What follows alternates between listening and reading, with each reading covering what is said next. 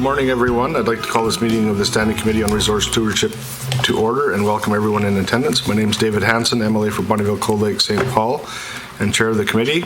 I'd ask that members and those joining the committee at the table introduce themselves for the record. We'll begin to my right.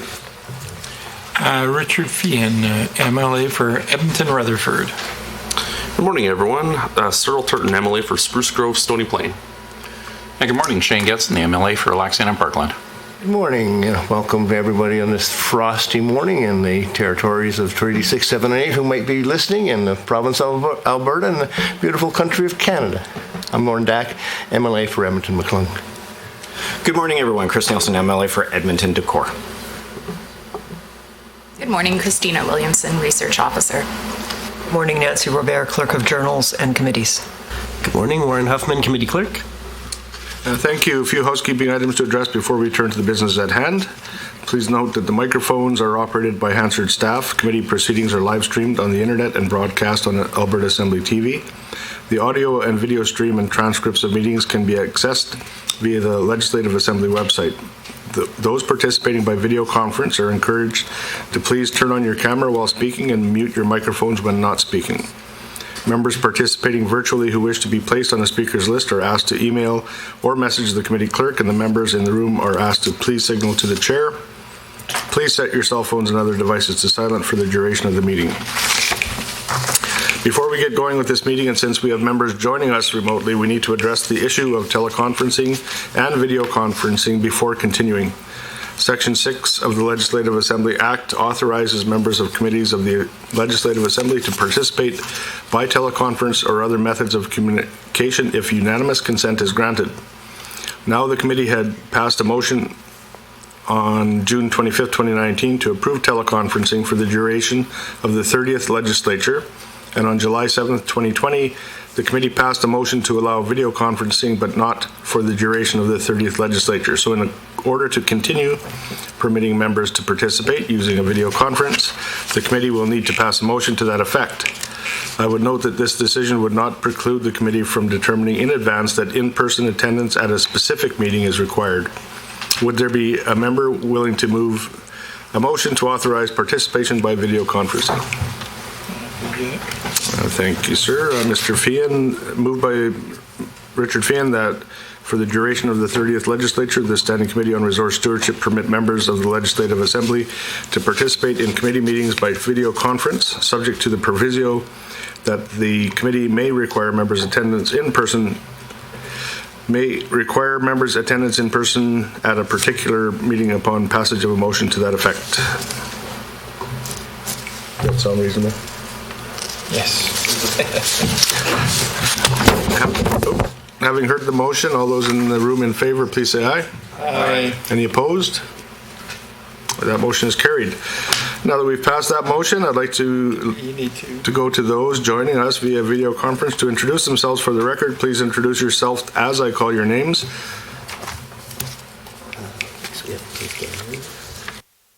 Member Ganley. Good morning, Kathleen Ganley, Calgary Mountain View. Member Isaac. Archie. Good morning, Whitney Isaac. Calgary Mountain. This morning. Calgary Glenmore. Thank you, Member Sigurdsson. Thank you, Chair. MLA Sigurdsson for Iowa. Member Singh. What about Orr? Good morning, everyone. MLA Calgary East. And Member Orr. Morning, everybody.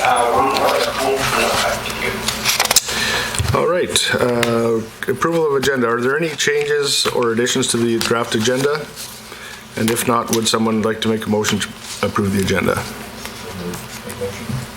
Mr. Getson, moved by Mr. Getson that the Standing Committee on Resource Stewardship approve the draft agenda for today's meeting as distributed.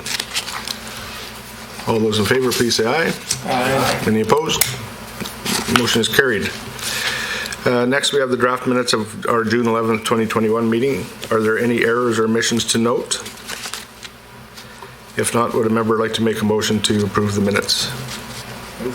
Mr. Getson, moved by Mr. Getson that the minutes of the June 11th, 2021 meeting of the Standing Committee on Resource Stewardship be approved as distributed.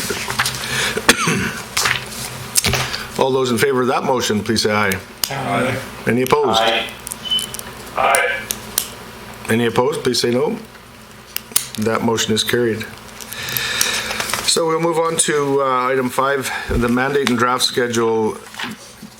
Government Motion 7. Honorable members, on November 30th, 2022, the Assembly passed Government Motion 7, which referred to the Standing Committee on Resource Stewardship the review of the Conflicts of Interest Act in accordance with Section 48 of that Act. Pursuant to Clause C of Government Motion 7 and Section 48 of the Act, the committee has 12 months to complete its review. This means that the committee must conclude its work by December 21st, 2023.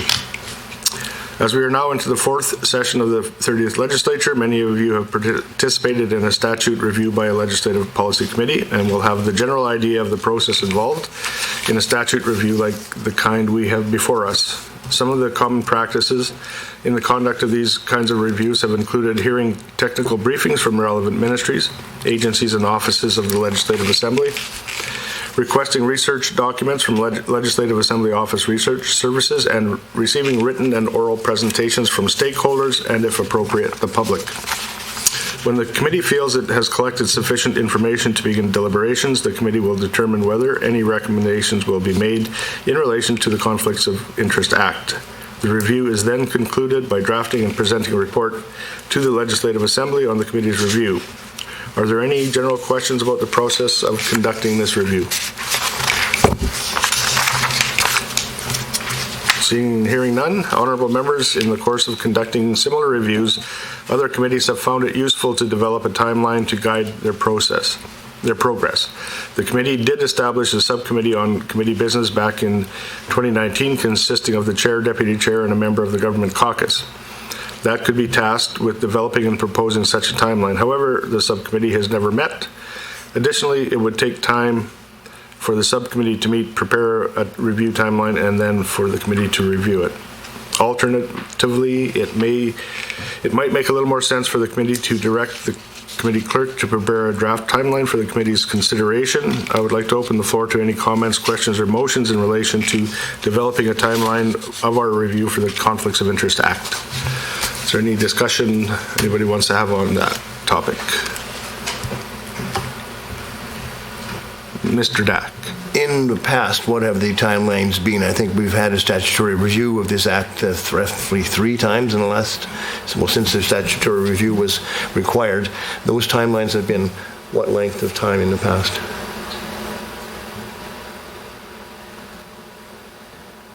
Thank you, Mr. Chair. Mr. Dack, the timeline, as the chair indicated earlier, is a year, and typically that nearly an entire year has been taken to go through that process. Typically, the committee will ask for research like cross-jurisdictional comparisons and things like that. It will seek stakeholder written submissions, usually stakeholder oral presentations, often public written submissions, and typically those written submission periods are about a month long each, in order to allow people the time to prepare submissions. And then the research group will put together an issues and recommendations document, and then the committee will gather to go over the recommendations or go over issues and make some recommendations. So it typically takes certainly several of the 12 months, but it can be done sooner if the committee's determined to meet very, very frequently. But in the past, it has typically taken nearly the entire year. So I hope that helps. Thanks. Okay. Quick follow-up, if I may, just because it seems to me that we may be coming up against budget estimates. Do these meetings typically overlap with budget estimates? Because committees don't meet during estimates, correct? Yeah. Thank you, Mr. Chair. Correct. The committees are not permitted. This committee is not permitted to meet while the main estimates are on, because of course it's tasked with the main estimates, and so you'll be quite busy with that. So that's usually about a 2-week period in March. So certainly the committee would not be able to consider this review during that time. Just final inquiry, basically to the chair. I think it's the chair's hope to have this wrapped up by the spring. So given that it has taken up to a year and we're overlapping with estimates, what's the chair's vision for timeline? Well, thank you for that, Mr. Dack. And I know that when we first were assigned with this last week, I got a little excited about it and thought, well, you know, maybe we can push this thing, get this thing pushed through. But looking into the act and looking at the previous reviews of the act, I think it's a far more too important of a document to try and push it through. And then when I look at the timelines, I wasn't thinking about the budget estimates. We have, I think, in pretty much the entire month of March is going to be gone with that. So in order to do a proper process, I don't think we're going to be able to make that ambitious deadline that I had of May 1st. But there is some more discussion. I've got two other people on the list here. So Mr. Orr, go ahead. Yeah, thank you. Yeah, I agree with the direction Mr. Dack started this off going, and your initial question about how do we get a timeline, I think we should actually just ask the clerk to do it in light of the fact that the committee hasn't met. And not only have we got estimates coming, but let's be realistic here. We have an election coming up in the spring. No matter what happens in that election, this committee is going to probably be substantially reconstituted with members. Therefore, there's also that to take into account in order to get this done. So I think we should just ask the clerk to take those two major obstacles, if I can call them that, to our progress into account and propose a timeline for us. So that's my suggestion. Thank you. And if you want, I can make a motion. But anyway, I'll leave it at that for now. Thank you, Mr. Orr. Member Ganley. Yes, thank you. My comments were much the same in terms of timeline. I think as well, Mr. Chair, you had mentioned the subcommittee and the fact that they tend to slow progress somewhat. I think the only other thing I wanted to say was that I think I'm on the record fairly vehemently about my opinion on subcommittees. They meet off the record, taking the substance that is, in my view, public business away from the public. So it would be my view that we would avoid a subcommittee if at all possible. Thanks. Thank you. Mr. Fian. Well, in some sense, that my concerns have just been addressed. I'm wondering then if we could set a timeline merely for informing the community about the review and seeking written submissions and not worry about all the rest of it until after the election. So the consideration of this committee would be done not after the election, I would think. Go ahead, Mr. Robert. Thank you, Mr. Chair. Thank you for that, Mr. Fian. I guess my only caution about seeking input is that if we dissolve in May, which I'm hearing that we will, this committee will no longer exist. The motion that referred the review to this committee will be dead.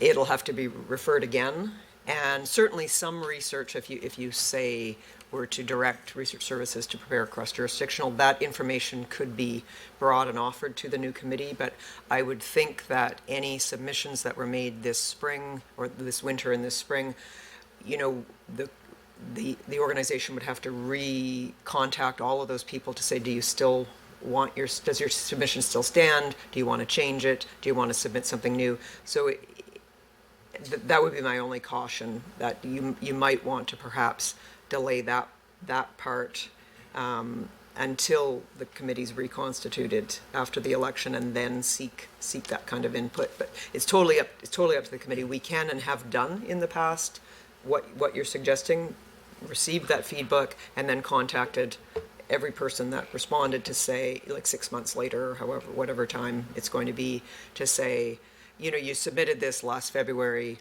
Do you still stand by this? Do you want it to count for this new committee? Do you want to add anything? Do you want to change anything? So is there anything that can be done now to make the life of the committee easier post-election, or I'm getting a sense we're either trying to get this all done pre-election, which seems completely unrealistic, or just basically we're putting this off until after the election. They're a half and half, please? I think that there's a certain amount of research that we could assign that isn't going to really have an effect, whether it's done this spring or in the fall. The cross-jurisdictional study could be accomplished. Is there anything else that you can think of that would make sense? Thank you, Mr. Chair. Yes, certainly the committee could task Research Services with preparing a stakeholder list that the committee could have a look at. That's not something that's likely to change measurably in terms of content between now and the summer, if there were to be a session in the summer. You could also ask for a technical briefing from the Ethics Commissioner and from the department if you wanted to, or you could also wait on that if you wanted to wait on it, since I think Mr. Orr made the comment that the committee may be made up of a whole bunch of different people come the new legislature. So that would be up to the committee to decide. Okay, committee members, anything else? Go ahead, Mr. Getz. Yeah, just listening here attentively to the realistic timelines, it sounds like all the technical briefings could be done pre-writ, so at least we could have that work done, regardless of which committee members come back later. We'll have that taken care of. It sounds like typically it takes over a year anyway to do the justice that is required for it. Maybe, Mr. Chair, what we can do is go back to the original request here, is to have the clerks come up with a timeline. And what I would propose is that they show that the front-end technical briefings take place in the first part of that timeline, and then realistically show which items can take place post-writ, so we don't lose any traction, and quite frankly, we don't have you folks working, double-handling information back and forth.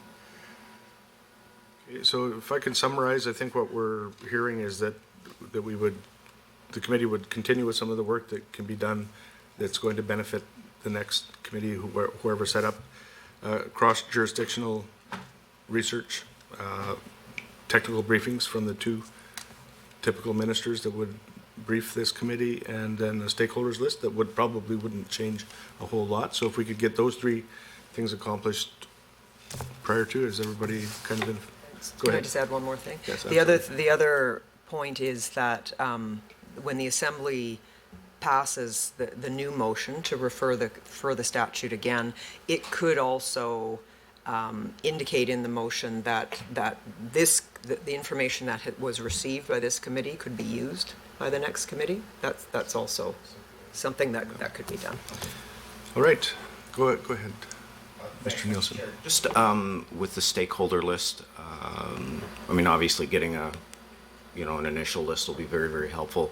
If there's any other names that pop up to committee members, would we still have the ability to add to that list as well? Absolutely, sir. Awesome. All right, so I think we're kind of all going down the same path here. I apologize as the chair for getting a little excited. I try to do things at the speed of business, not at the speed of government, and sometimes it gets me in trouble. So if we could have a motion to that effect, that we would ask for the clerks to draft a timeline, if somebody could do that. Are we doing the 3 items separately? The 3 different motions? I think that's probably appropriate. Timeline cross-jurisdictional and stakeholders? Yes. Yeah.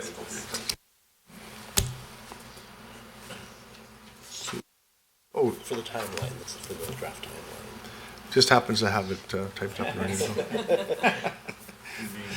That's why we love these people. Would somebody like to make that motion?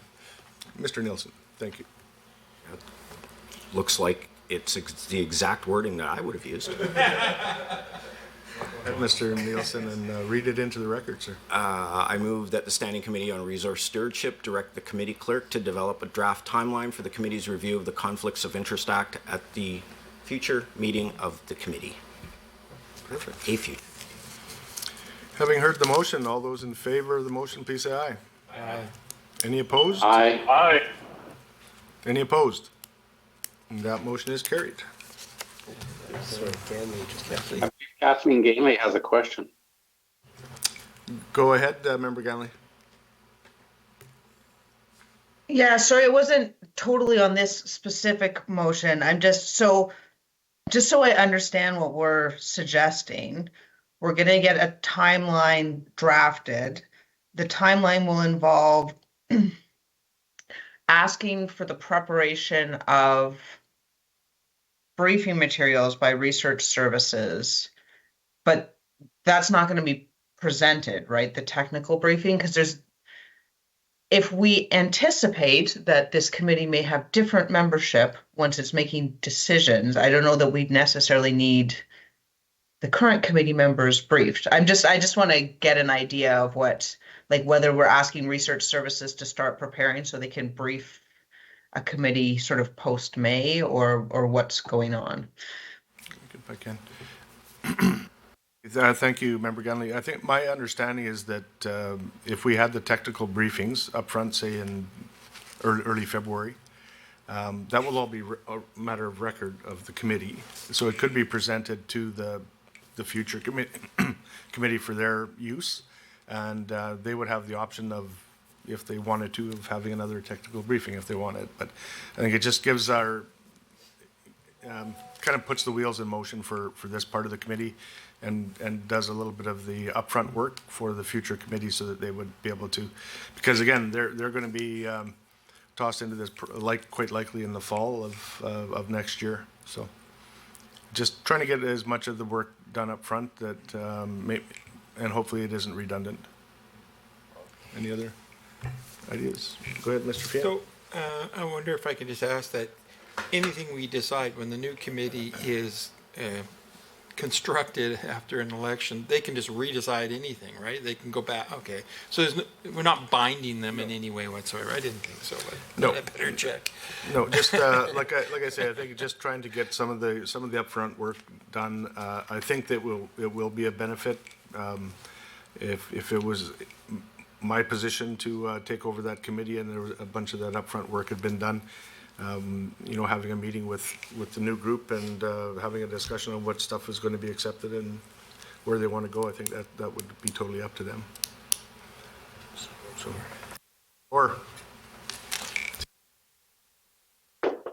thanks. Clarification further. So the current version of the committee gets dissolved. The new committee gets appointed and has to be retasked with the job of reviewing the act. So I guess I'm interpreting then that the new committee would have a year from the start date that they are tasked to do this, not the start date that we have been tasked to do it with, correct? That's correct. That's correct, Mr. Orr.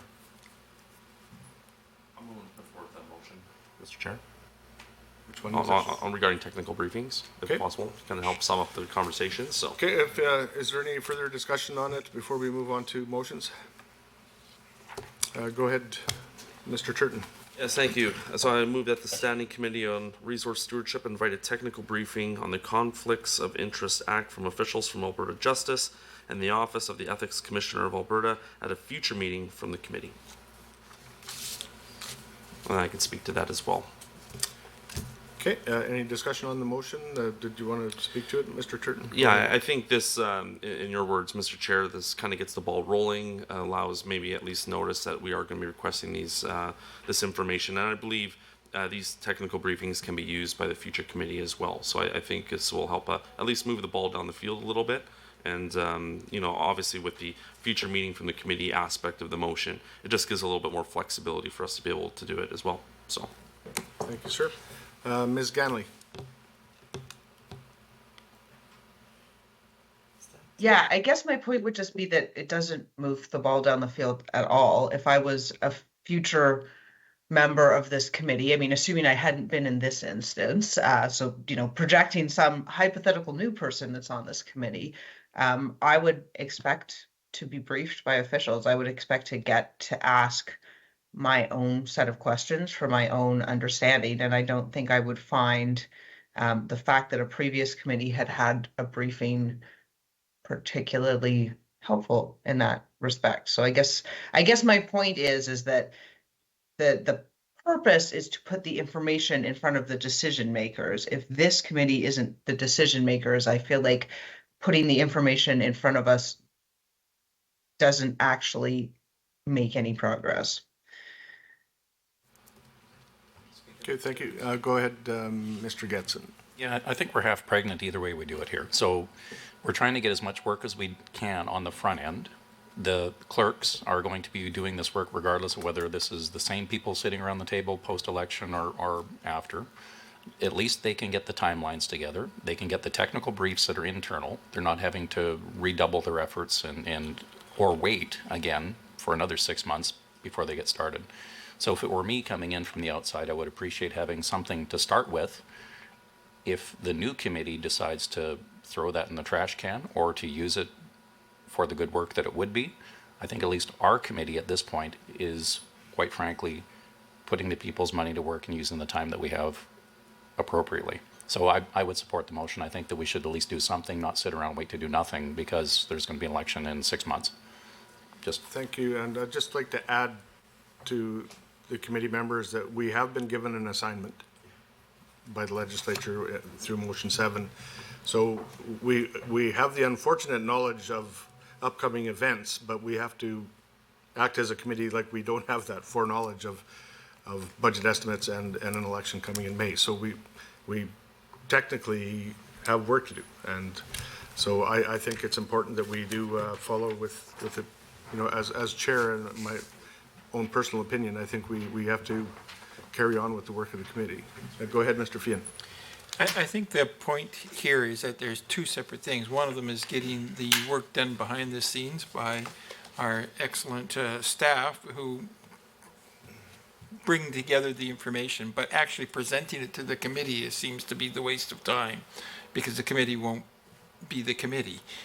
So can we just ask them to produce a report without actually expecting that it'll be presented to this committee? Because there's no point in them presenting to us if we're not even here. Some of us won't even be here no matter what happens. Just Mr. Singh, I see you have your hand up. Thank you, Mr. Chair. I would like to support this motion here. And I think that it has been a common practice to invite technical briefings from the Ministry of Justice and Office of the Ethics Commissioner, as they are more familiar with the legislation that is the subject of review of the committee. And this will ensure us to have a full enough understanding of the Conflict of Interest Act. And should we have some questions later, I think they are in the best position to answer them. And having said that, Mr. Chair, I support this motion. Thank you very much. Thank you, Mr. Singh. Go ahead, Mr. Getson. Yeah, and just to respond to that, and I appreciate the fulsome discussion. I do, folks, and I think I'm out of a different mindset. If the clerks are going to do this work, we're still sitting as a committee. They present it to us. At that point, Mr. Feehan, we can say either thumbs up or thumbs down. The new committee can take that on the record, whether we approve on a list, whether we approve on the timelines, that's inconsequential, but at least this committee either says thumbs up or thumbs down. To leave it just to be in the wind, I honestly think if I was coming in and I didn't have the previous committee give it a sniff test, I would be hesitant to accept any of it, and I'd probably start over. So at least if we're moving the ball downfield, we spent the time, the capital, and the effort for it, then at least we could do, I think our fiduciary duty would be say your thumbs up or thumbs down with the work that the clerks have done.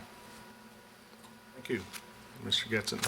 Mr. Singh, you have your hand up again, or is that still the same? It was from before. Thank you, Mr. Chair. Okay, thank you. Yes, and thank you, Mr. Getson. And just like I said previously, that we can't ignore the fact that we've been given an assignment and we have some work to do. So if there's no other discussion on that motion, we will vote on that motion. Having heard the motion by Mr. Turton, all those in favor, please say aye. Aye. Aye. Any opposed, please say no. I would say the ayes have it. Moving on, so that was for the technical briefing. We need other motions, one for cross-jurisdictional and one for stakeholders list, right? And you got them written? Yeah, we have some. Okay. Yeah. That's right. More and more.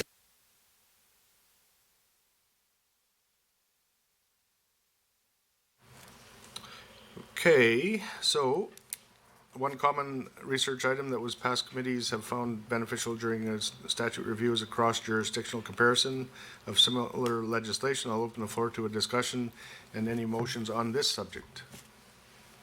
Mr. Getson. And a question back to our wonderful clerk staff who span electoral cycles, which is awesome to have that tribal knowledge. How long does that typically take, and do you anticipate any changes, I guess, since the last time you've performed these duties in regards to a cross-jurisdictional review? Go ahead, Mr. Robert. Thank you, Mr. Chair. Yeah, cross-jurisdictionals, they're a mouthful. They're a big project. But you're right, we build on the one that we would have done the last time 5 years ago. But of course, legislation changes.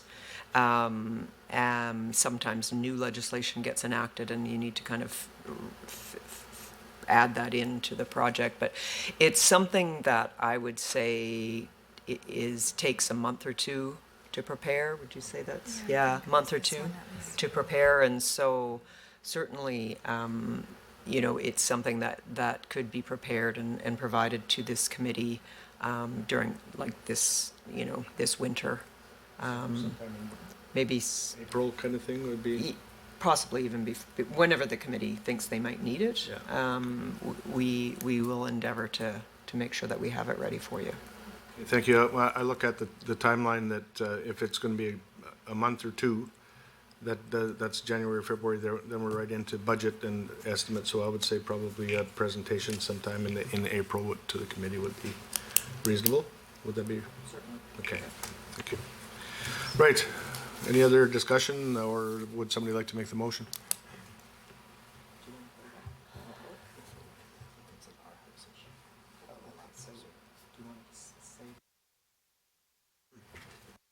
Mr. Huffman will read it into the record. Yes, thank you, Mr. Chair.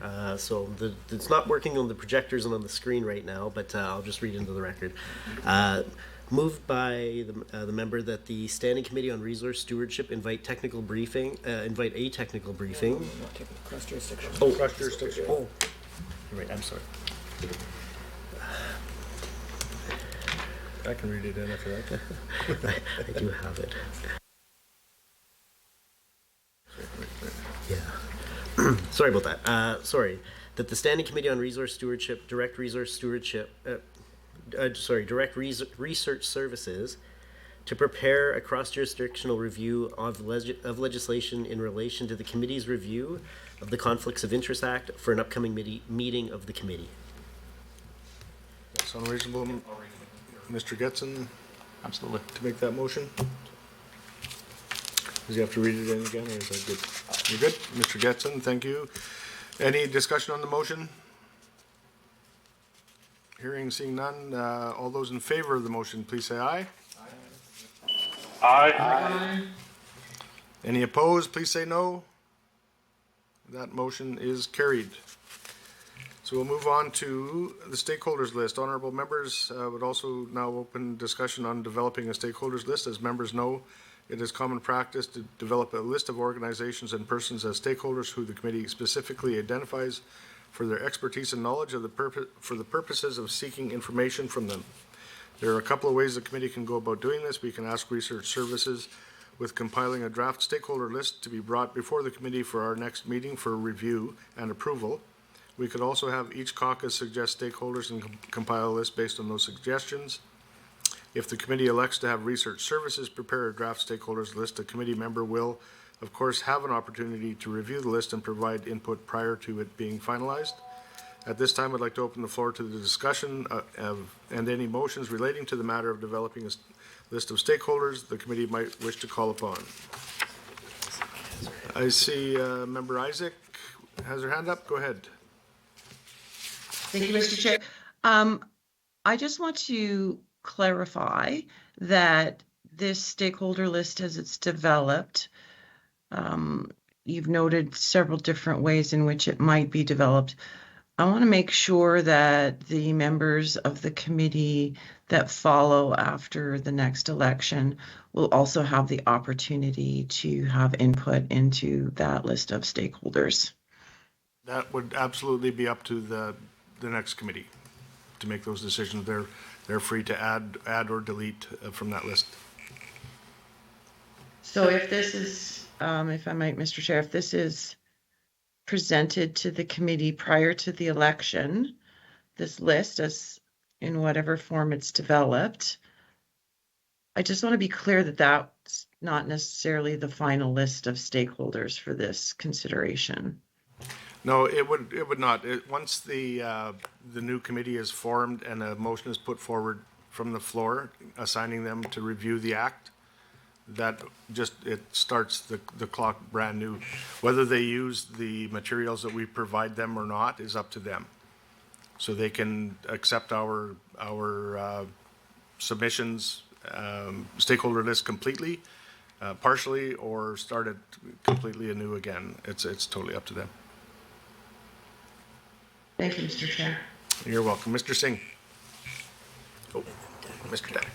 Thank you, Mr. Chair. I just want to know how the previous stakeholder list has been developed. We develop it, and how long does it take? Go ahead, Ms. Rivera. Thank you, Mr. Chair. Thank you, Mr. Singh. In the past, Research Services has been tasked with drafting a draft list for approval of the committee, and then sometimes the committee will then add a few names, and then it's finalized. The process, I would say, could probably be completed in about a week, something like that. Yeah. Okay, Thank you, Mr. Chair. It's fast though. Thank you, Mr. Singh. Go ahead, Mr. Dack. Thank you, Mr. Chair. Just for clarity, I believe the research just about answered my question. Wanted to know, should we instruct Research Services to develop a draft stakeholders list when they come back with that list potentially in January or so? At that point, do we still have options as a committee to add to it? That's, I believe, what she said. Yeah, absolutely, Mr. Dack. The list would be provided, and then we have to actually vote on it and accept it as a committee. So during that time, the discussion would be open to add people to it, or companies or organizations to that list as well. Lots of opportunities there. On what basis would we be adding? Would like just anybody can make an amendment to add anybody, or would there be equivalent numbers for either side? Oh, now you want me to be fair? Just saying. Yeah, and you know, just a reminder. I believe this act has been reviewed three times previously, so there's probably a pretty comprehensive list of stakeholders that you know, some may still be around, some maybe not, but we can definitely add to them as we see fit as a committee. Thank you. So we can just order the stakeholders list now, and then when we see it, then we can make the opportunity for additions by both sides. Yeah, absolutely. I would encourage committee members to think about it, you know, over the next couple of weeks, over Christmas while you're having your eggnog, and you know, if there's somebody that comes to mind, jot it down so that when we get the stakeholders list, that those organizations don't get left out if you feel they're important. But absolutely, we'll have input from everyone to make that list as useful as we can, I guess, for the next committee group. All right, any further discussion on this motion? There is no motion yet. Oh. I have one ready. Well, wait. I have one ready. Mr. Huffman just happens to have one written up here, so. Somebody like to make that motion? I'll make it, Mr. Chair. Mr. Turton. I'll do it as written on here. Mr. Turton's already spoke up. Sorry, Mr. Orr. I move that the Standing Committee on Resource Stewardship direct Research Services to create a draft list of stakeholders in relation to its review of the Conflicts of Interest Act for review at an upcoming meeting of the committee. Having heard the motion, is there any other further discussion on the motion? Hearing and seeing none. All those in favor of the motion, please say aye. Aye. Aye. Any opposed? That motion is carried. We have next on our list is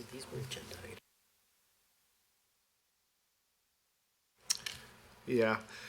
So we do have two other items on the list. I'd like to open up the floor for discussion on public written submissions and the communications plan.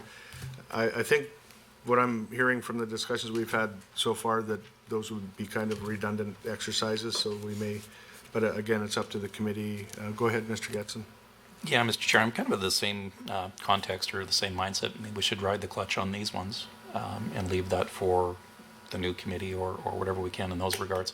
Again, if we do a bunch of work in the front end, the other group may or may not see it. We might have new stakeholders, we might have new submissions, et cetera. And that, in all likelihood, I would think that would go for the communications plan as well. If we just want to do that one clean sweep, that's where my thoughts are. Just ride the clutch on these ones. Thank you. Any other discussion?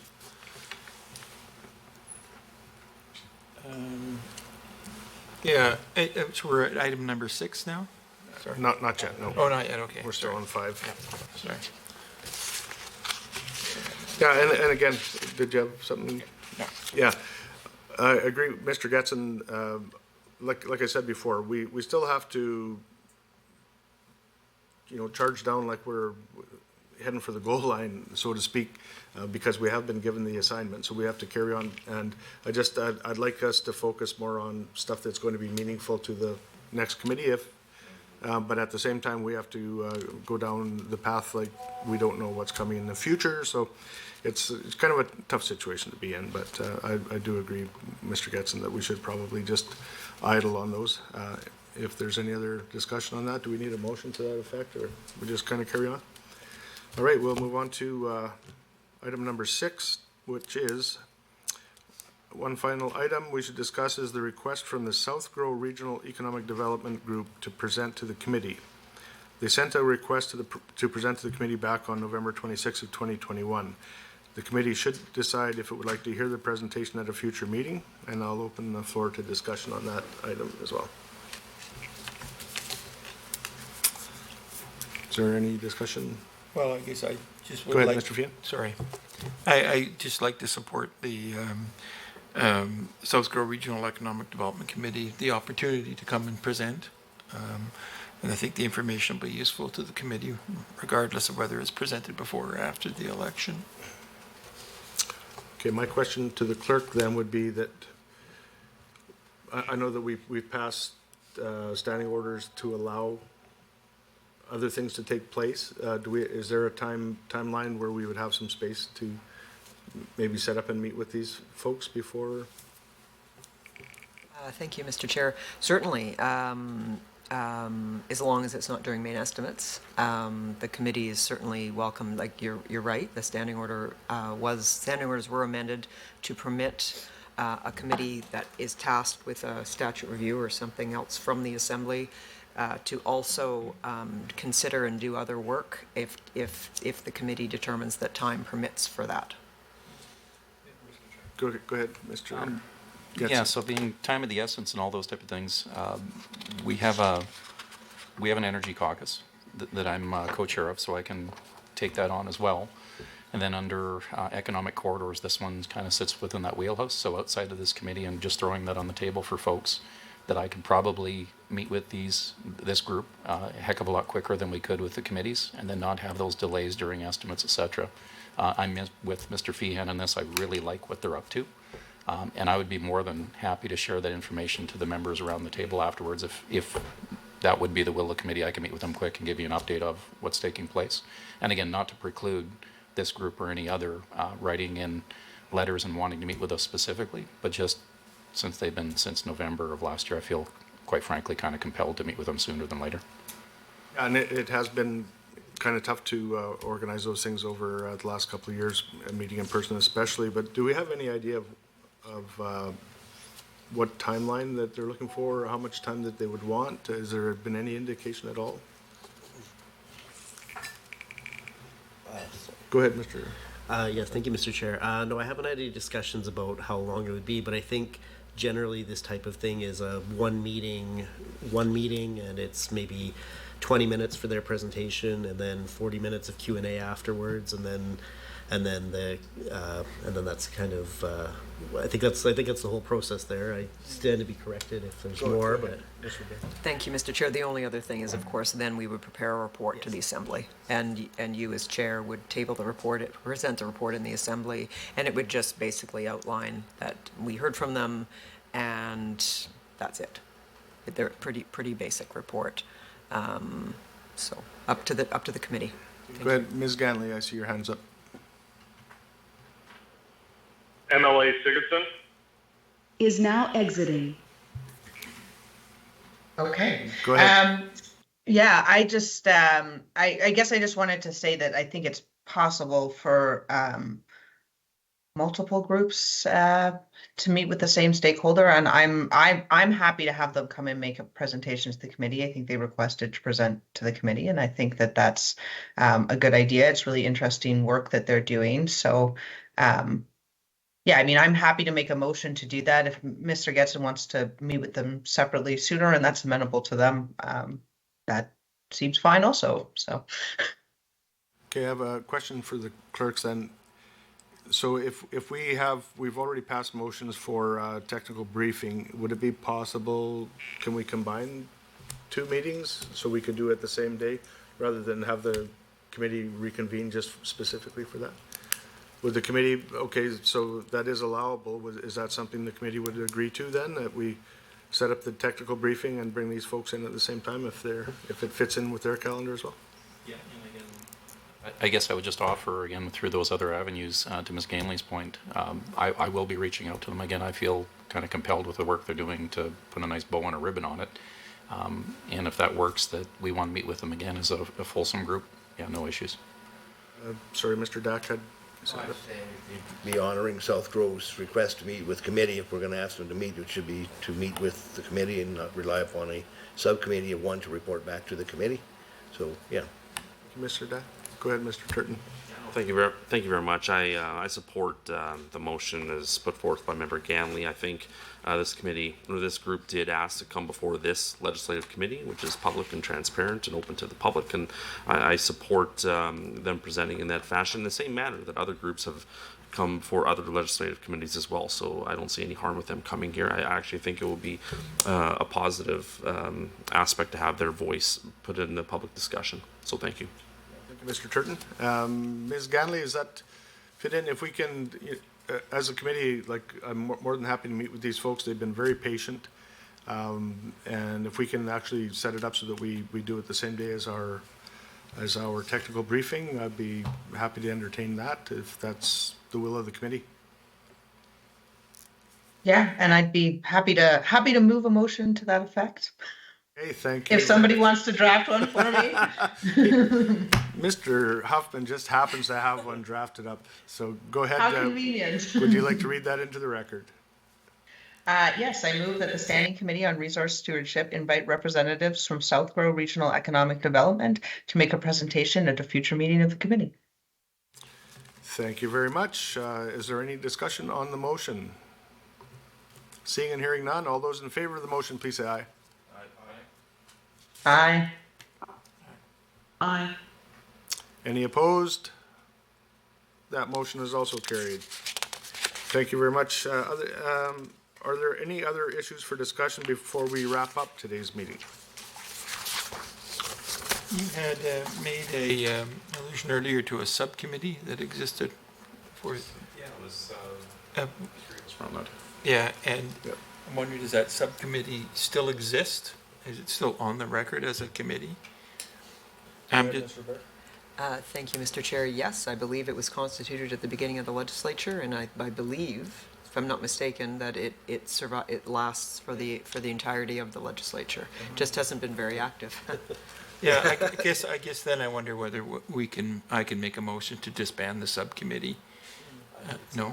I believe in the standing orders, this legislative policy committee is required to have a subcommittee formed.